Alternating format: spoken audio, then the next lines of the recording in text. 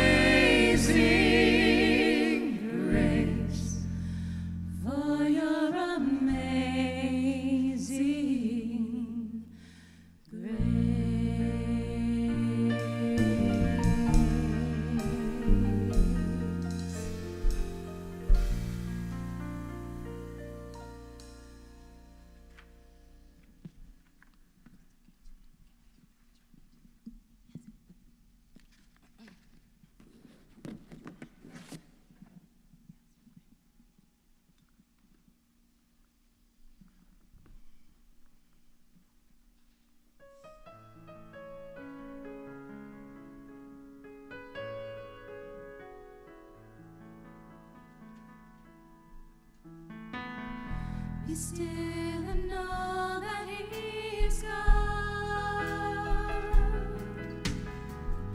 Be still and know that He is holy.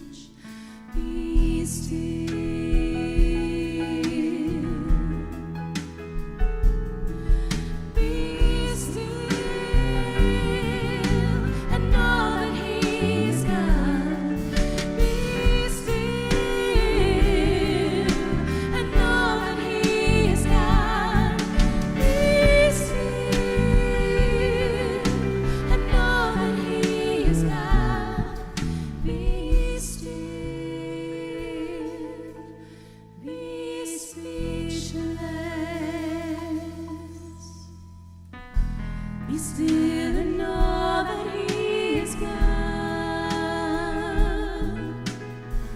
Be still and know He is our Father. Come rest your head upon His breast. Listen to the rhythm of His unfailing heart of love, beating for His little ones, calling each of us to come. Be still.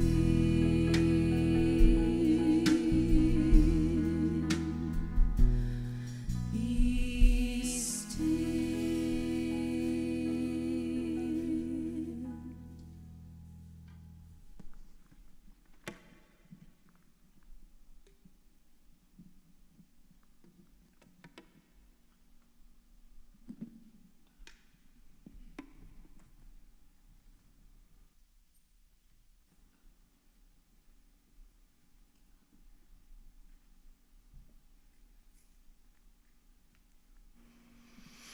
Oh, good afternoon, everyone. I'm Lisa Hallsted. I'm Cynthia's daughter. And first of all, I want to thank everybody for being here. It means so much to Christopher and me. I know that many of you have come from far-flung places to be here. And I also want to thank those of you who have been such an immense support to Christopher and me over the past month. You guys have just been a godsend. So really, from the bottom of my heart, I thank you. I thank you so much. And over the past month, I've received so many calls and texts and condolences, and I've been reflecting on my mom's life and her legacy. And it strikes me that the love and the support that my brother and I have received is really a testament to the way that my mom lived her life. She was kind, she was gentle, and she approached each part of her life, be it her work, her church, her family, or her vast community of friends, with a quiet thoughtfulness and caring that lifted up those around her and made them feel cared for and supported. Chris and I are the lucky ones. We were incredibly lucky to have had Cynthia as our mom. Throughout my life, there has never been a day when I didn't feel her love and know that she was there for me. My mom lived a long and active life, and even through her illness, we were making plans for the future. Birthdays, travel, trips to Disneyland, and all the small stuff of everyday life that close mothers and daughters share. And as I look back, I'm amazed and proud at the joy, courage, and love that she brought into this world. She was born back in the 1940s, and her childhood and young adult years were spent up in Aptos, California. I've often marveled at my mother's idyllic childhood. Aptos is a quaint little town in Northern California that sits on the edge of the Monterey Bay and is dotted with majestic cypress and redwood trees. Her parents were Valentine and Virginia Leer. And some of you may remember Virginia. She was a piano teacher who taught at Orangewood Academy for many years, as well as many other Adventist schools throughout California. And some of you also may have known my grandfather, Valentine, when he was a member of Orange Coast Church in its early years. In the 1940s, Valentine had started a chicken ranch in Aptos, and my mother has told stories of how she would, quote-unquote, help on the ranch, which really just meant that she got to choose a chick from each new flock to care for and name and raise on her own. Virginia taught her to play the piano and instilled in her a lifelong love of music. Valentine and Virginia bought their land with their best friends, the Showbirths, and my mom grew up not only with her older brother, Kenneth, but also with the Showbirth son, Bob, as a second brother and lifelong friend. And I'm grateful that he's here with us today. As a teenager, she attended Monterey Bay Academy. A fun fact about MBA is that it was an old Army training center before it was bought by the Adventists and converted to a boarding academy. And Cynthia relished telling how, as a freshman, she had to live in the old Army barracks before the new dorms were finished. She loved that story, and I don't think she much minded, because MBA is a place where she made friends that remain close to this day, many of whom are with us today watching online, and one of her close friends, Carol, is here with us in person. MBA was also where her love of music blossomed, and she sang in the touring choir, the Oceanaires, and was one of 3 women in the senior class trio.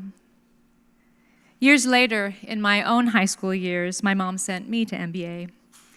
And I can attest that as a student, you enter a close-knit community where classmates are also hall neighbors. Roommates are like siblings, and you develop friendships that last a lifetime. And what I especially love is that if you look on the Oceanaires page on the school website, you can find my picture under the year 1987. And if you scroll down just a little ways, you can find my mom under the year 1962. For college, she landed at La Sierra, where she studied fine arts. And over the years, many of the oil paintings that she did in college have hung on the walls in her home, as well as mine. She loved art and music, but she was also practical and finished a secretarial certificate. My mother kept hundreds and hundreds of photographs that were taken throughout her life, and some of my favorites are her post-college years in the 1960s, with her glamorous, bouffant hairdo, wearing A-frame dresses that seemed straight out of a fashion magazine, and a smile on her face as she drove around Loma Linda in her beloved sports car, a fire-engine red Triumph Spitfire. Her kind and gentle spirit was complemented by her sense of independence and adventure, and these qualities are ones that she carried throughout her life as she raised kids, became a working mom, and became active in her community as an adult. Chris and I came along in the late 1960s and early 1970s. She raised us as a single mom at a time when single motherhood did not enjoy the same support that it does now. But we never felt like anything was missing because she loved us enough for 2 parents. And she gave us the same idyllic childhood that she had, filled with music and beauty and the love of our extended family. As kids, she enrolled us in Pathfinders, and she soon joined us by becoming a counselor and eventually the Pathfinder director of the Anaheim Adventist Church. Under Cynthia's leadership, the Anaheim Pathfinder Club became somewhat legendary for its luxurious campsites, elaborate meals, and adventurous trips. Cynthia herself would sleep in an oversized tent with a cot to buoy her sleeping bag, a night table, a camping rug, and a welcome mat outside her tent. She camped in style. But she also took very seriously her role as the leader of children and young adults, and she instilled in us the values of independence, community, and service to others. It was my mother who taught me how to pitch a tent in the rain.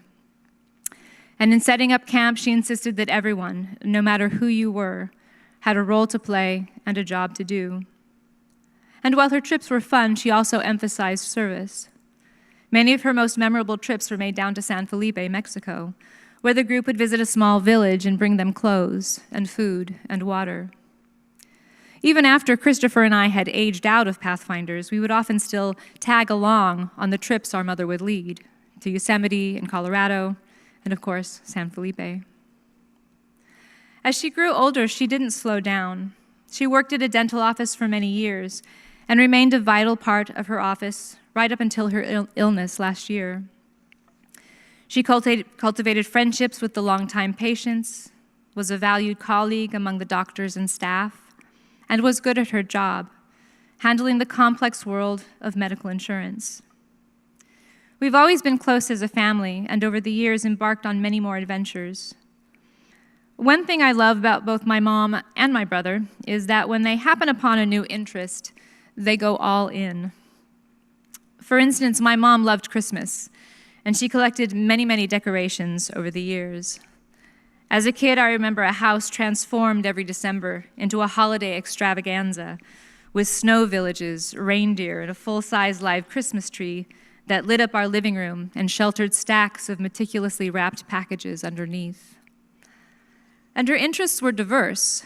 When Chris became interested in NASCAR racing, my mom started watching the races with him, and soon they were making trips out to Fontana to watch the races live at the local speedway. I joined in just about the time that their trips had expanded to some of the big legendary locales like Daytona and Talladega. And I have pictures of my mom decked out, head to toe, in the gear of her favorite drivers. I collected things too, and every once in a while, a friend or colleague would ask me why someone like me, an English teacher from California, had a NASCAR backpack in her car. And for many years, I'd smile and respond that I, in fact, had a NASCAR mom. My mom loved to travel, whether it be a local road trip or an adventure to a far-flung place like London or New York. She always loved the natural beauty of her childhood home, which inspired many of the treks she made to national parks and other scenic natural sites around the country. One of my favorites was a trip that she and I did, just the two of us, to Zion National Park and Bryce Canyon. My confession is that I had never heard of either before she suggested the trip. And my second confession is that I was extremely skeptical when she confidently informed me that we would indeed be riding the horses down to the bottom of Bryce Canyon. At the time, I was in my 40s, and Cynthia was already in her 70s. And I wasn't certain that it was a good idea for either of us to be riding a 5-foot-tall horse on narrow switchbacks down a steep canyon in the middle of Utah. "It'll be fine," she said. "The horses know the way." We did a road trip out to the park, which takes you through the breathtaking and austere beauty of our country's southwestern deserts. And my mom loved being out in nature, and we were both in awe of the magnificent rock formations that make the area famous. When it came time to get on the horses, she didn't say anything. But I could tell that as we stared at the corral full of large and powerful animals, she had begun to share some of my concern. I don't remember whether my mom went and had a conversation with one of the cowboys, or if the cowboys simply noted a somewhat elderly woman and her middle-aged daughter looking at the horses with a fair amount of trepidation. But they were kind, and they helped. It took about 4 cowboys to get my mom safely up on the horse. And as we started the slow trot down the picturesque canyon, she turned around, wearing the cowboy hat that she had bought for the trip, and flashed me her big smile, as if to say, "See, it's fine. It's more than fine." I miss my mom.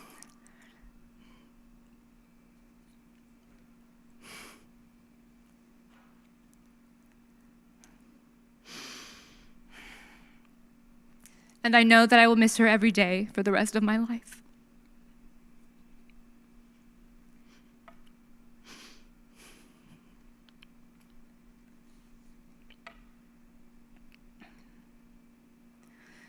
She gave me unconditional love and taught me to always look for and appreciate the beauty in the world. And she taught me that having courage in the face of adversity and joy in the things that you love is not a contradiction, but rather the stuff of life. And if you live your life with kindness and hold tight to the people you love, you will be fine. You will be more than fine. You will flourish. I love my mother, and her loss creates a chasm in my life that I am not certain how to cross.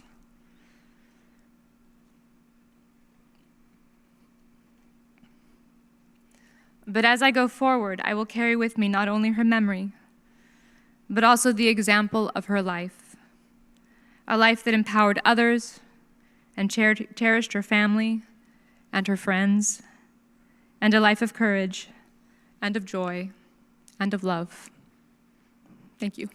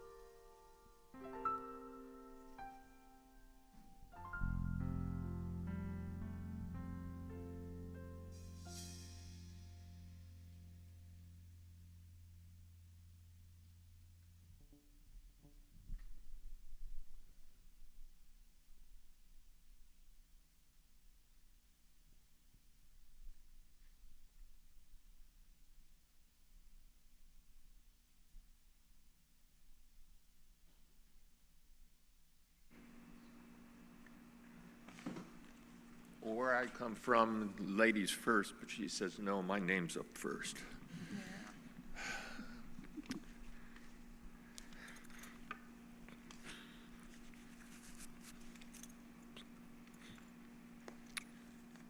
I'm a very emotional person. Lisa, you said it all. I didn't need to get up here. I'm Uncle Bob to Lisa and Chris.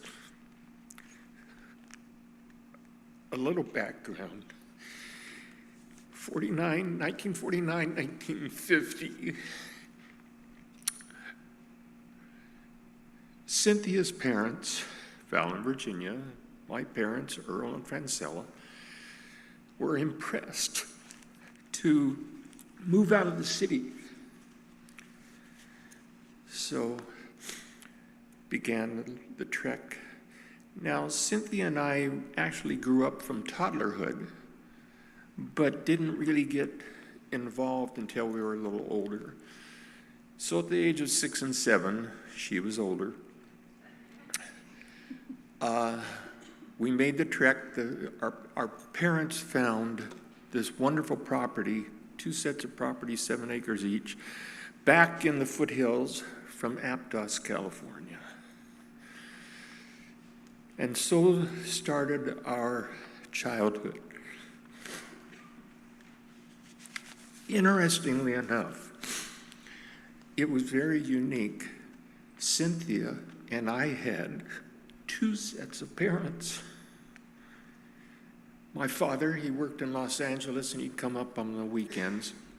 So I always had a father figure there to help me. But it's hard to describe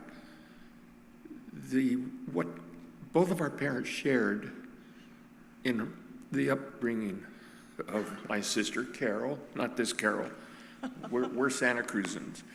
My sister Carol and Cynthia's brother Ken, and then of course Cynthia and I were brother and sister, not related in any way, blood-wise, what have you, but we were as close as you could ever get a brother and sister.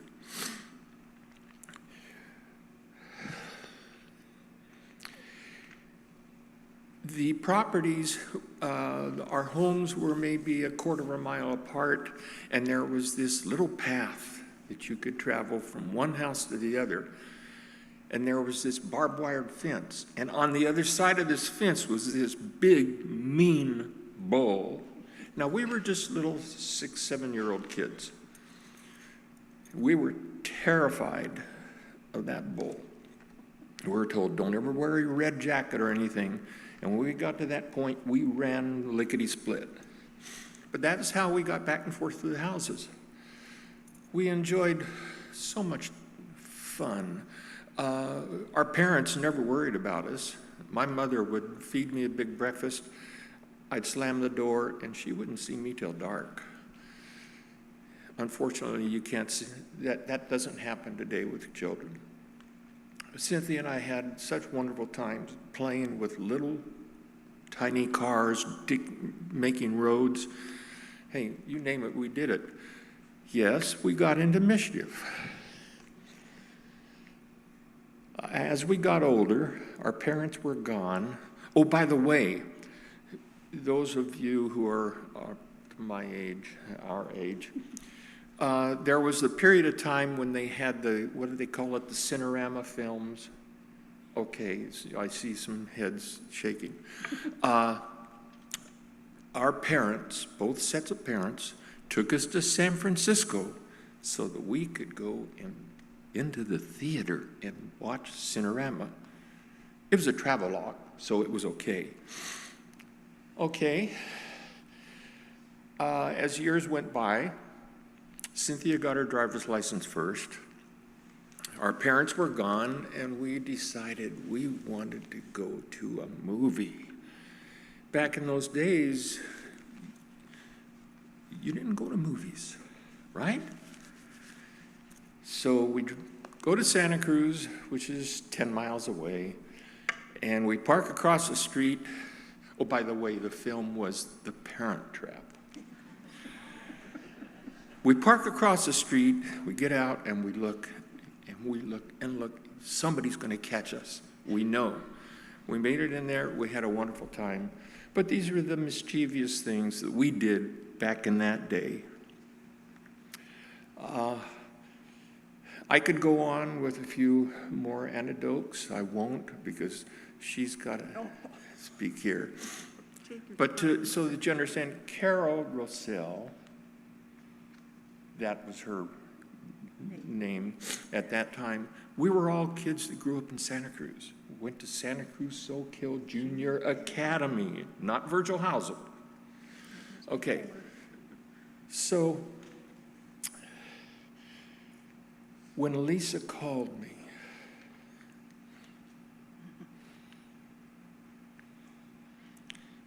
you shot me full of holes. I wasn't expecting that. But I'm so grateful to reconnect with you and Chris.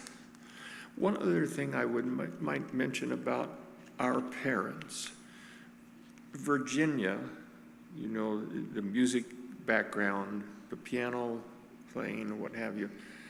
My mother, Francella, was equally proficient in that. Those two ladies for many years were the piano organist duo for the Soquel camp meeting. And as a small child, I remember that. So anyway, Lisa, thank you. We love you. Chris, we love you. And I'm here for you.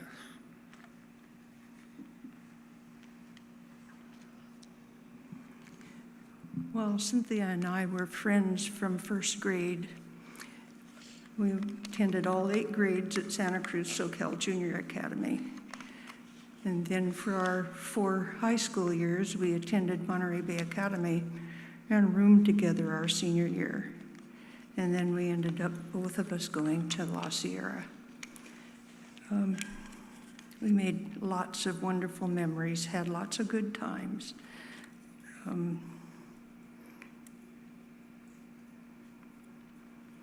We stayed in touch with each other all through the years,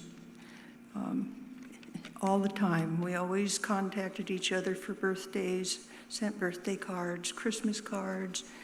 We phoned a lot. We didn't have cell phones back then, but when we got cell phones, we texted, we talked, we visited each other. We just always stayed in touch. There was always something going on that we had to talk about.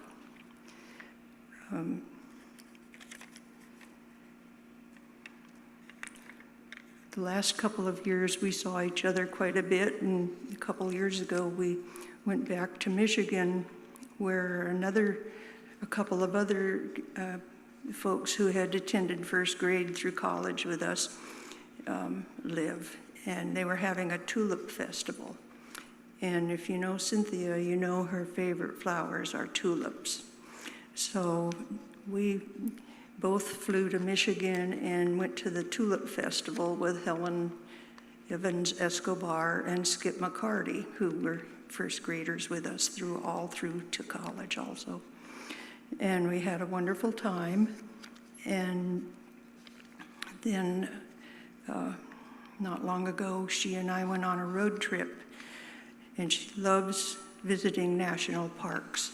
And so she named a few, and we talked about it and took off, and we're going through Arizona, and I told her I had a surprise for her, and we were going to go to 2 more national parks than what we had talked about, because right on our way was the Petrified Forest and Painted Desert.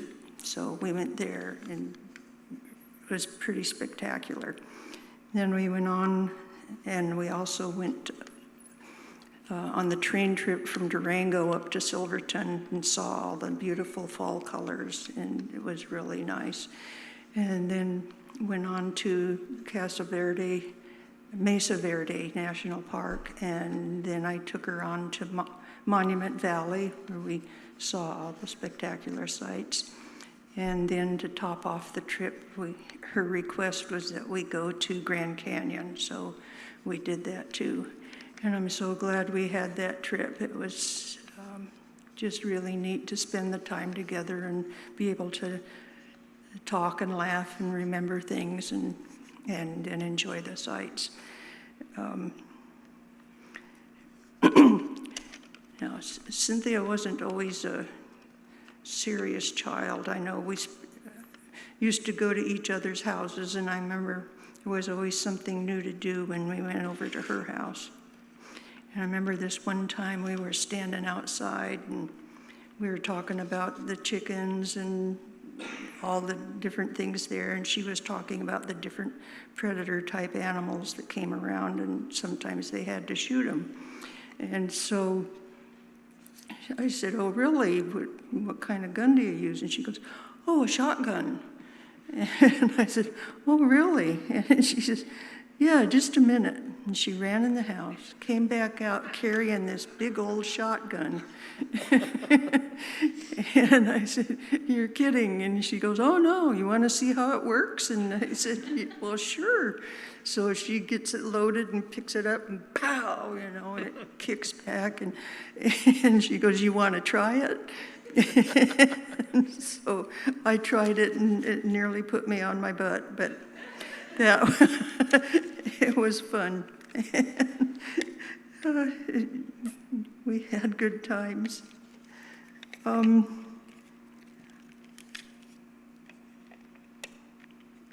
yeah, we used to fly back and forth up to go home to Santa Cruz when we were at college, and even when I was over on the Loma Linda campus, we'd get to the airport together and fly together and come back together. And one night, the airport in LA was totally fogged in, and we didn't know it. We got on the planes in San Francisco, and it was late because the planes were delayed because of the fog in LA. So we flew down there, and at the last minute, they told us, "Well, the LAX is closed because of the fog, but we're going to land there anyhow."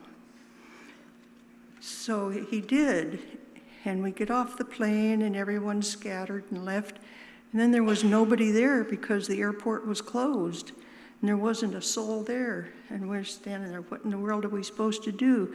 Because my brother, no cell phones, my brother had thought that we were going to be coming to LAX, and they had told him that it was closed, so he didn't show up.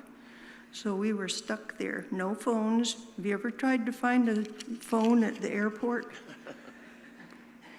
So we slept a little bit as we could on the benches there, and finally my brother early in the morning figured out that we must have been caught at the LA airport, and he eventually came in and found us. But we spent that night, and miraculously he got us back to campus to go to classes on time. So, but we had our little adventures. But Cynthia was very important to me, and we filled a space in each other's lives, and it was really a wonderful relationship. And the other thing that I remember was when we were even in grade school, Cynthia always told us that when she got married, she was going to have a girl and a boy, and she was going to name them Lisa and Christopher. And she did it. So I know you know she loved you guys very much. So, and I loved her, and it's just was crazy when I got a call from Bob, and then I noticed that I had calls from Lisa too to tell me what happened, and she had just sent me a card for my birthday, and about a week afterwards wrote me a note and asked me if I had gotten the card, and I answered her and made some comments, and I didn't hear back from her, and I didn't know what had happened, but I guess that's part of life. But I'll always remember her. Thank you. One more little anecdote, since you brought up the subject of guns. One night, on a Saturday night, Val called over to the house, called me, and he says, I've got a problem over here. We've got a skunk that is harassing the chickens. Can you come over and shoot it? Oh, no. I said, sure. My mother and father had just purchased a brand new leather jacket, and it was cold that night, and I bundled up and had my leather jacket on, went over to the Leer's property. By that time, the skunk had worked its way into a wood pile. I said, well, okay, we got to get rid of this skunk. Moved a few piles of wood, and there he was, and I shot him. But before I shot him, he shot me. Yeah. Oh. It's funny now. I arrived back home, my mother met me at the door, and she said, take all of your clothes off. You're not coming into this house. This is back in the days when we didn't know about tomato juice and what have you. And so it was an interesting time, but yes, I got sprayed. Thank you for putting up with us. Yeah, thanks.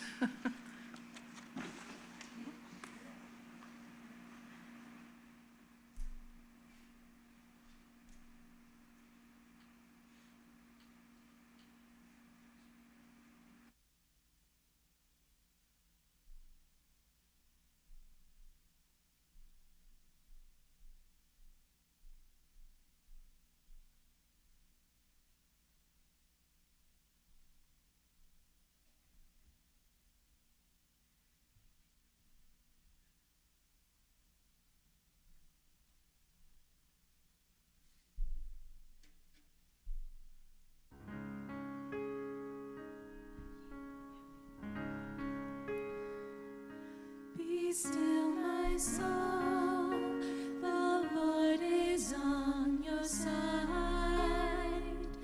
Bear patiently the cross of grief or pain. Leave to your God to order and provide. In every change, He faithful will remain. Be still, my soul, the winds and waves don't know His voice to rule them while He dwells below.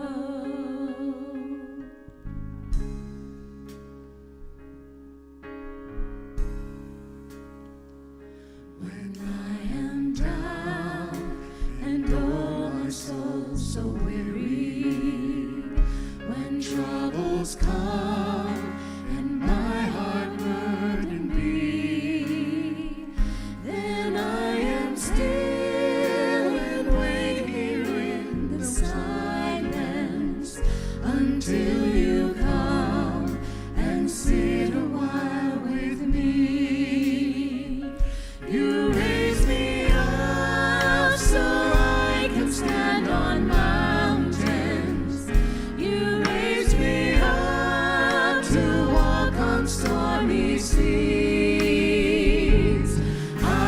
strong when I am on your shoulders.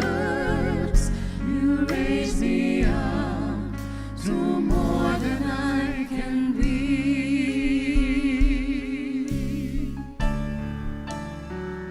There is no life without its hunger. Each restless heart restoring perfectly. But when you come and I am filled with wonder, sometimes I think I glimpse eternity. You raise me up so I can stand on mountains. You raise me up to walk on stormy seas. I am strong when I am on your shoulders. You raise me up to more than I can be.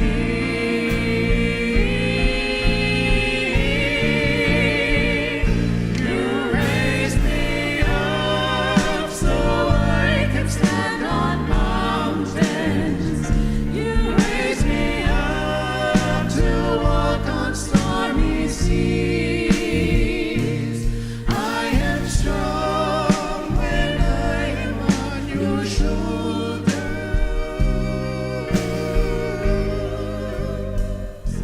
You raise me up. You raise me up. You raise me up to more than I can be.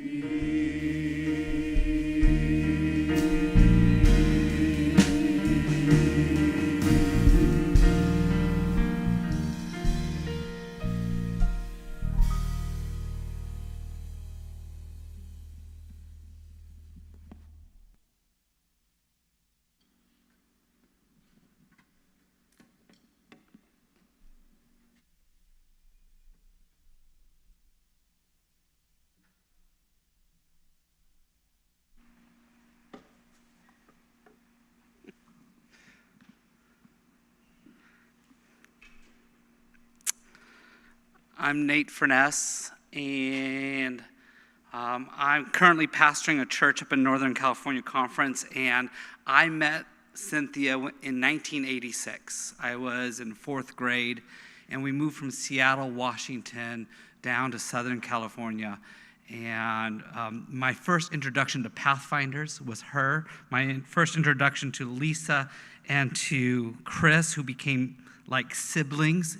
I think even today they feel they can tell me what to do. Right? I think there's a little bit of that. So many Saturday nights were at our house laughing at or trying to laugh at my father's jokes. We would, how many Saturdays would we go to the beach? Again, swimming, you weren't allowed to get into the water, but we took towels and we came back drenched.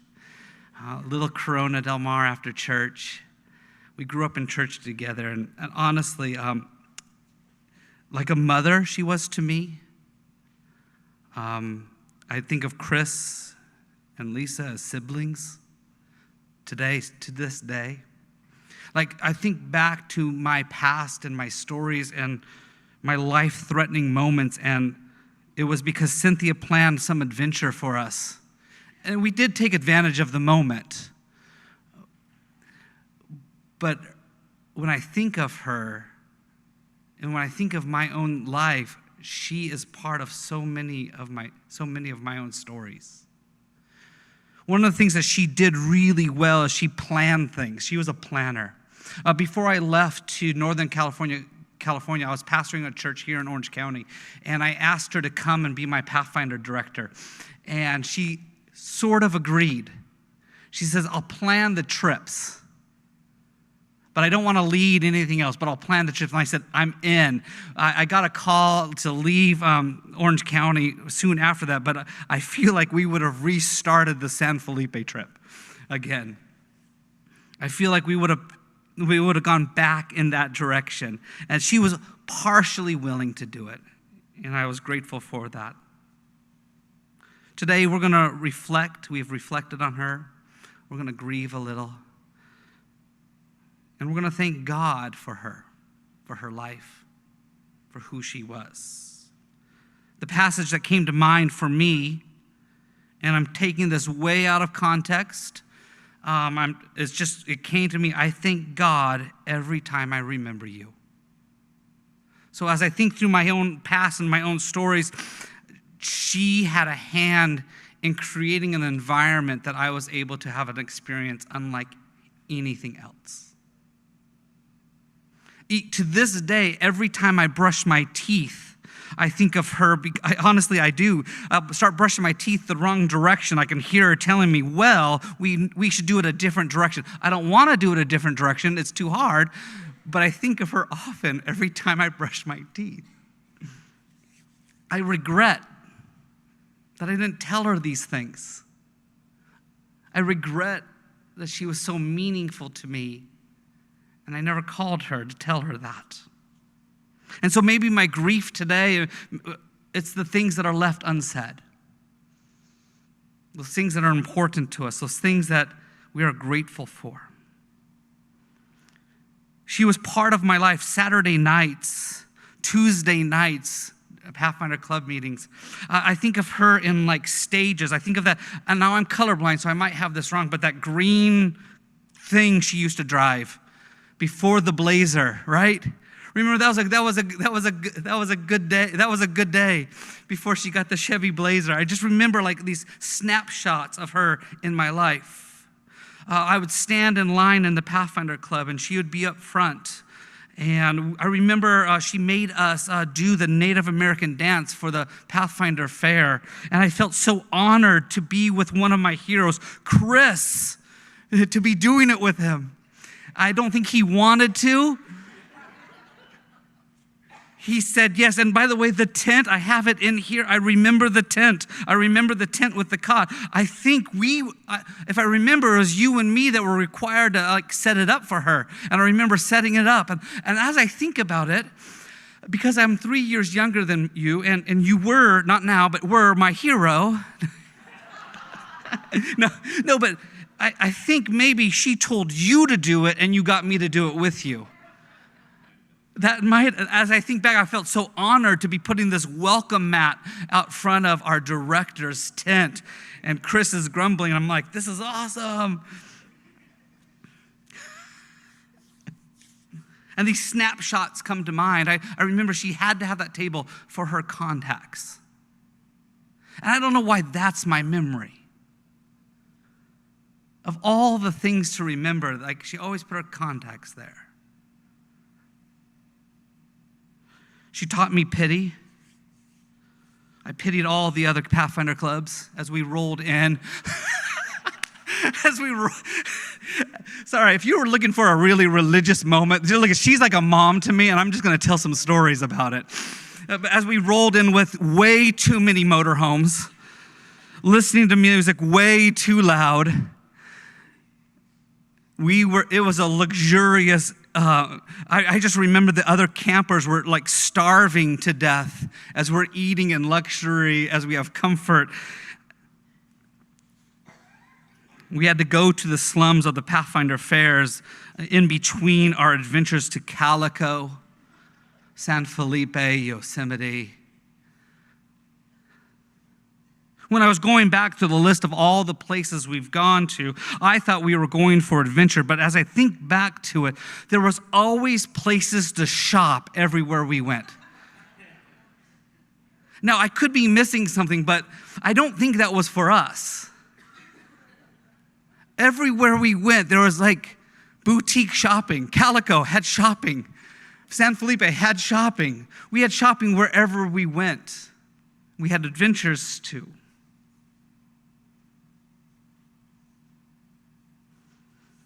Cynthia, when I think back to her, loved planning these adventures for us.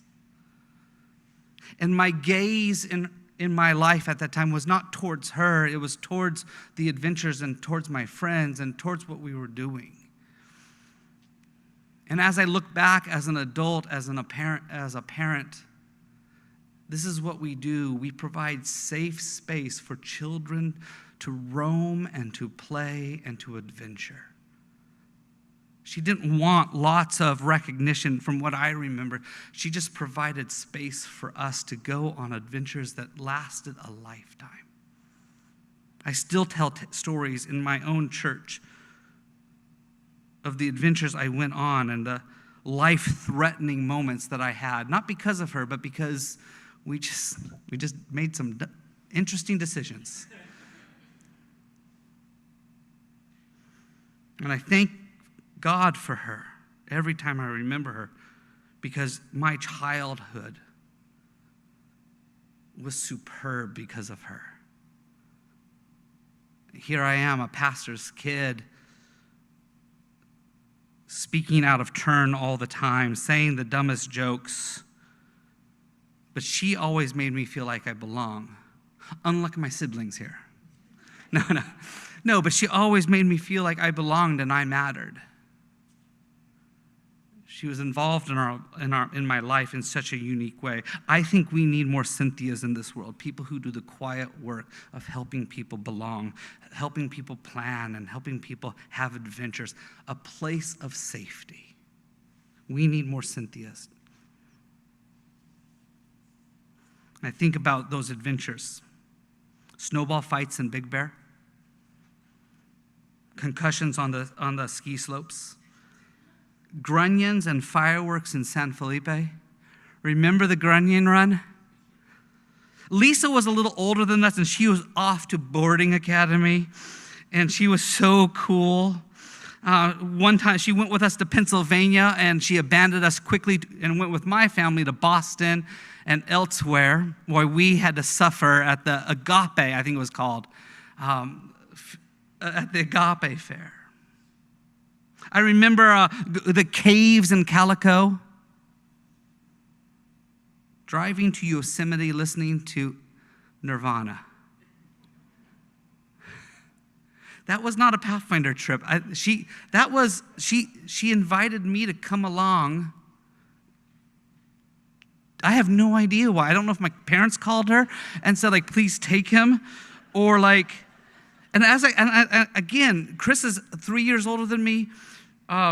Never got into trouble. He was a good boy. And I'm starting to wonder if he wasn't my chaperone and I was his. Nate, come along and hang out with us. And we go driving to Yosemite, listening to Nirvana. So many memories over and over again. Losing Cynthia leaves space, and it cannot be filled. This untimely moment caught us all by surprise. I remember when Chris called me over the holiday, and it took me a minute just to process, like, what happened? And as we talked, that familiarity came back. But it was not what I wanted, not what I could comprehend. And we start going down the list of why now, what happened, and this unexplainable moment. And we're left with unresolved feelings. We're left with words we wish we should have said, we wish we could have said. I wish I had called her to tell her how much she meant to me. That she provided space for me to be a kid and to belong. I wish she knew how a little pastor's kid who said way too much felt incredibly loved in that Pathfinder group because of her. She was the director. She made that happen. You always think you have tomorrow to say the important things. What we learn is we have today. We have right now.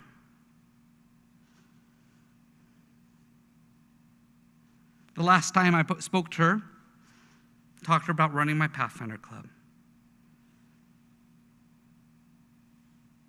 But time and distance have a way of reshaping our relationships, don't they?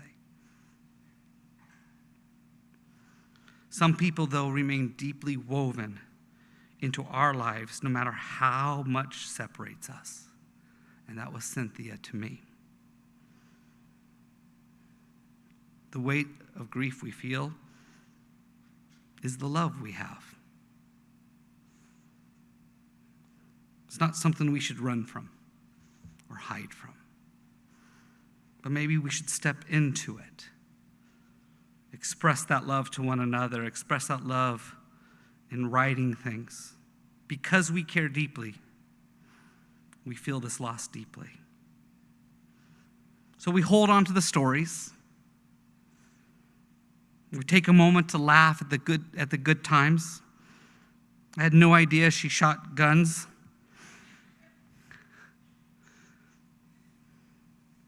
And we enjoy these moments, and we take a moment to share with one another. You might have a story yourself to share. What I would ask that you do is you can share it in word today in the reception as we gather here together. But right now, it's too much information to take in. I would encourage you, if it's worth sharing, write it down and send it as a note or an email so that they can look, so that Chris and Lisa can look at it later. I want to encourage you to do this. If you have something to share, share it. But no, it's not going to stick. So write it down and share it through a note later. Send a card, write an email. Thank you, Cynthia. Because every time I think of you, I thank God for you. So today, with a deep sense of gratitude, I want to say thank you, Cynthia. Thank you for being our Pathfinder director. Thank you for spending Saturday afternoons with us when you could have been folding your laundry. Thank you for not looking in our luggage as we crossed from Mexico into the United States.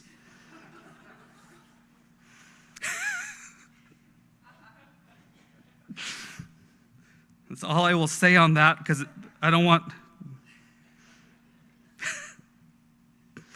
Thank you for taking me to Yosemite as part of your family. Thank you for letting me feel like I belong. Thank you for your life. I thank God every time I remember you.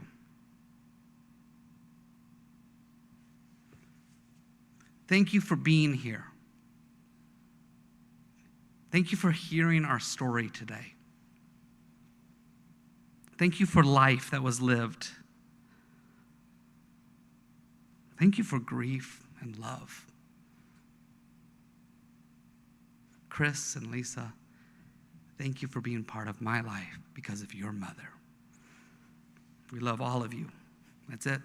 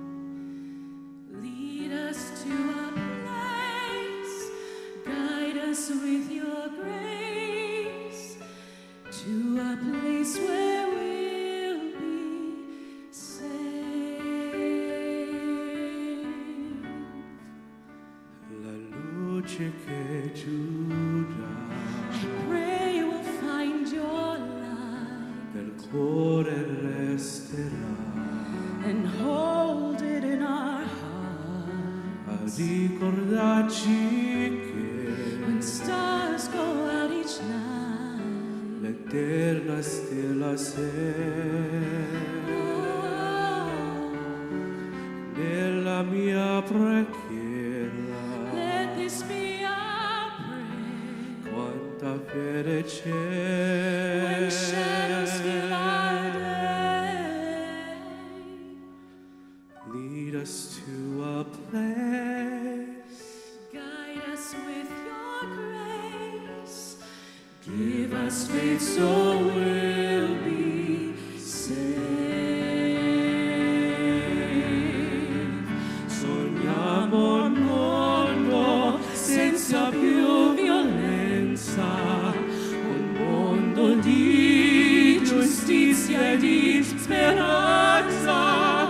Ognuno ne dica, ma non so vicino, simbolo di pace, di fraternità.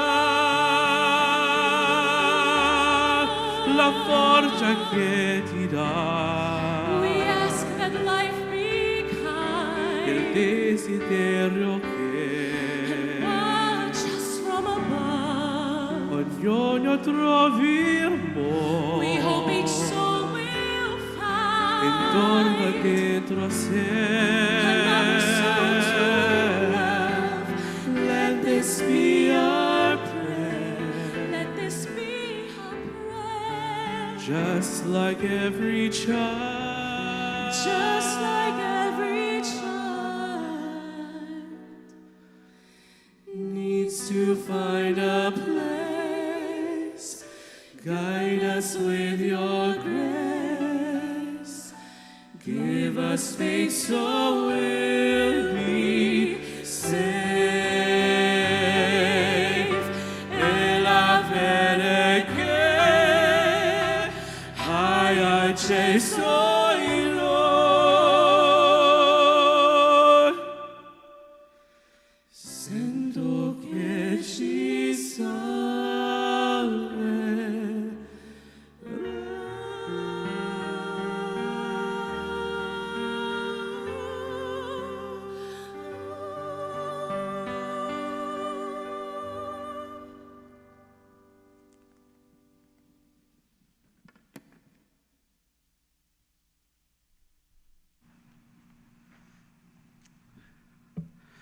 Thank you. That was beautiful. To all the participants, the musicians, thank you. Thank you for sharing your talent and your gift, your stories. Thank you for being vulnerable with us today with those talents. Grief, like a winding road into Bryce Canyon, seems treacherous. But love, like the horses, know the way. Let us learn to love one another. Cynthia loved life, loved living, loved adventure. Let us go from here loving one another, loving the gifts that we have. May God grant you peace and grace, but most importantly, love. Amen. Oh, there's a reception you're invited to. I think it's through these doors. And again, if you have something to share it with the family, but also write it down and share it with them later. Thank you for being here today on behalf of the family.